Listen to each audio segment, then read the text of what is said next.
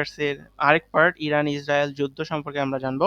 So মার্কিন অক্সিজেনে হালুম হুলুম গর্জনে মধ্যপ্রাচ্যে রক্তক্ষেক দানব ইসরায়েল 13 জুন 2025 ইরানে হামলা করে, কিন্তু মাত্র 12 দিনেই কুপকাত নতজানু হয়ে ছুটে গিয়েছে মুনিবের যুক্তরাষ্ট্রের দরবারে।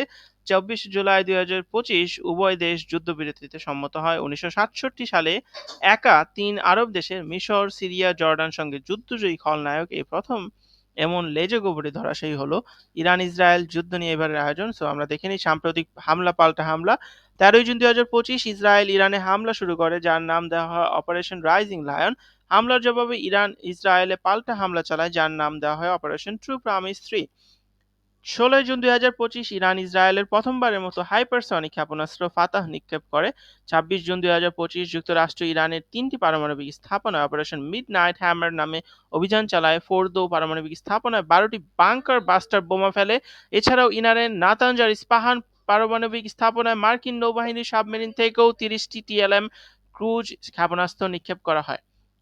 23 জুন 2025 পবিত্র কোড ইয়া আবা আবদুল্লাহ আল হুসাইন আলাইসাল্লাম ব্যবহার করে কাতারে অবস্থিত মার্কিন ঘাঁটি আল উদেইদে ঘাঁটিতে ক্ষেপণাস্ত্র হামলা চালায় ইরান। এছাড়াও একই সাথে ইরাকে অবস্থিত 3টি মার্কিন ঘাঁটিতে হামলা চালায় ইরান। সো 24 জুন 2025 যুক্তরাষ্ট্রের প্রেসিডেন্ট ডোনাল্ড ট্রাম্প ঘোষণা দেন উভয় পক্ষ যুদ্ধবিরতিতে সম্মত হয়েছে। তো আমরা এখানে অপারেশন রাইজিং লাইন সম্পর্কে জানবো। ইসরায়েলের প্রধানমন্ত্রী নেতানিয়াহু তার এই অভিযানের নাম দেন অপারেশন রাইজিং লায়ন বা জাগ্রত সিংহ অভিযান। নামটি বেছে নেওয়া হয় ওল্ড টেস্টামেন্টের বুক অব নাম্বারস এর 23-24 আয়াত থেকে, যা হ্যান আমকে লাবি ইয়াকুম এর একটি বাক্যাংশ। পুরো আয়াতটির অর্থ: দেখো, এই জাতি সিংহের মতো জেগে উঠবে এবং এক তাগড়া সিংহের মতো নিজেকে তুলে ধরবে, যে শিকার ধরে তার রক্ত আকণ্ঠ পান না করা পর্যন্ত বিশ্রামে গা এলিয়ে দেবে না।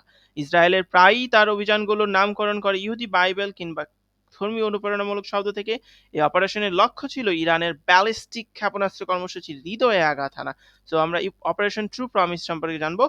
1 এপ্রিল 2024 ইসরায়েলের সিরিয়ার দামেস্কে ইরানের কনসুলেট হামলা চালালে 13 এপ্রিল ইরান ইসরায়েলে পাল্টা হামলা চালায়। Islamic Revolutionary Guard Corps IRGC অপারেশনটির নাম দেয় অপারেশন ট্রু প্রমিস। এ নাম দেওয়ার পেছনে রয়েছে বিশেষ কারণ। দেশটির সর্বোচ্চ নেতা আয়াতুল্লাহ আলী খামেনি সহ অন্যান্য শীর্ষ নেতারা এর আগে ইরানের উপর চালানো ইসরায়েল ও তার মিত্রদের হামলার পরিপ্রেক্ষিতে শাস্তির যে অঙ্গীকার করেন তা তারা রক্ষা করেছেন, সেটি বোঝাতে অপারেশনের নাম দেওয়া হয় ট্রু প্রমিস বা সত্যিকারের প্রতিশ্রুতি বা অঙ্গীকার। এরপর হামাস নেতা ইসমাইল হানিয়া, হিজবুল্লাহ নেতা হাসান নাসরুল্লাহ এবং আইআরজিসি জেনারেল আব্বাস নীল ফোরোশানকে ইসরায়েলের হত্যার প্রতিশোধ হিসেবে 1 অক্টোবর 2024 ইসরায়েলের বিরুদ্ধে ইরান দ্বিতীয়বারের মতো সরাসরি আক্রমণ করে, যার নাম দেওয়া হয় অপারেশন ট্রু প্রমিস 2।